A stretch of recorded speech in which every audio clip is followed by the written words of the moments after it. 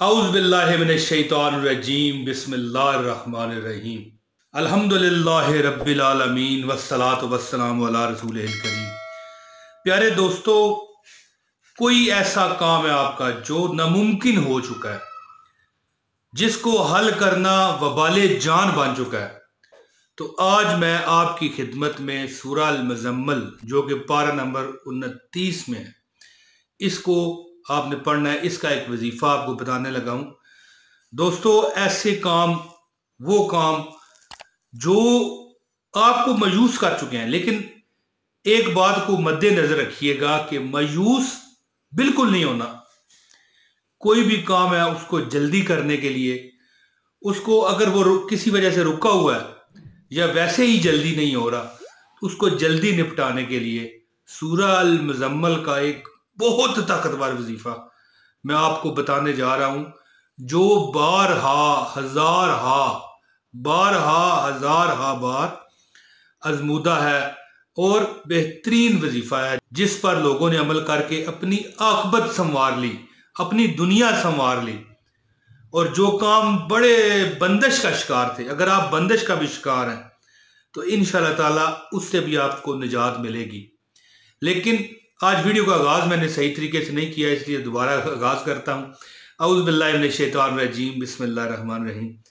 उम्मीद है आप अल्लाह की बरगाह से कि आप ठीक होंगे। मैं हूं मोहम्मद इमरान तैयब। तारफ भी करवाना जरूरी है, कई लोग नए होते हैं वीडियो में तो उन्हें पता होना चाहिए कि बंदा कौन बोल रहा है। तो दोस्तों, जो मैं वजीफा बताना चाहता हूं, इंशाअल्लाह ताला कोई आपकी दिल की हाजत है ना, तमन्ना है, मुराद है, कोई भी है, शादी के मामले में है या पसंद की शादी के मामले में है, कोई बंदिश हो गई है आप पर, कोई ऐसा मतलब है कि आप समझते हैं कि नजर लग गई है, कोई यार मैं मायूस हो गया हूं, मेरा काम नहीं हो रहा, इस मामलात पर अगर आप हैं तो 3 दिन का आपको मैं देने लगा हूं सूरह अल-मुज़म्मिल का, जो कि पारा नंबर 29 में है। सूरह अल-मुज़म्मिल ये आपने पढ़नी है। अब पढ़ने का तरीका बताता हूँ, ज्यादा बहस मुबासा ना करते हुए। छोटी सी वीडियो है बिल्कुल। इससे पहले गुजारिश है, इस वीडियो को लाइक कीजिए, पीर साहब की तरफ से इजाजत के लिए वीडियो लाइक कर दीजिए। और अगर चैनल पर नए हैं तो चैनल को सब्सक्राइब करके बेल नोटिफिकेशन दबाएं, ताकि हमारी हर वीडियो जो हम आपको अपलोड करके देते हैं फौरन आप तक पहुंचे। मुफ्त वज़ाइफ है अल्लाह के वास्ते, फीस बिल्लाह, किसी से कुछ लेना नहीं, कुछ देना नहीं, बस आया और आपको वजीफा और अच्छी बात बता के चला गया। तो दोस्तों, सबसे पहले तो आप जब ये अमल करें, ये 3 दिन का अमल है, ठीक है। 3 दिन में इंशाअल्लाह ताला बड़े से बड़ा मुश्किल काम आपका हल हो जाएगा, बशर्ते आप यकीन रखें, आप उम्मीद रखें, इत्मीनान रखें पक्का कि यार मेरा रब मुझे देगा।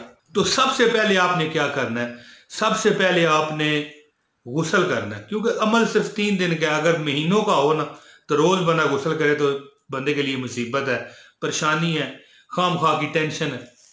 तो 3 दिन कोई मामला नहीं रखते। सबसे पहले आप, टाइम ये होगा कि आप इशा की नमाज पढ़ चुके, ठीक है।